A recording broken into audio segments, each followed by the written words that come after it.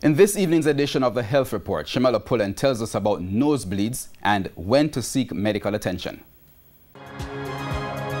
If you have ever wiped your nose and seen blood, you probably have had a nosebleed. At least 60% of Jamaicans will have a nosebleed at some point in their life. That's according to consultant ear, nose and throat surgeon, Dr. Merton Smith. Most of the time it's fairly minor.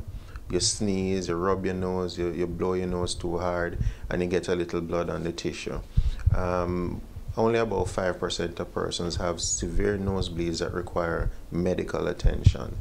And these are usually patients who have underlying conditions like hypertension, they have severe inflammation to the lining of the nose, or they may have growths or tumors in the nose that can result in bleeding. A nosebleed can happen at any age, but it tends to be more common in children between ages 2 to 10 and in adults 50 to 80. The condition is also seen during colder and drier periods. Treating it depends on the cause. Most times it's something that we can treat.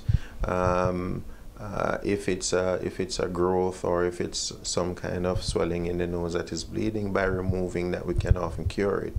But for the vast majority of people who get nosebleeds, it's more inflammation due to allergies and other things that they breathe in.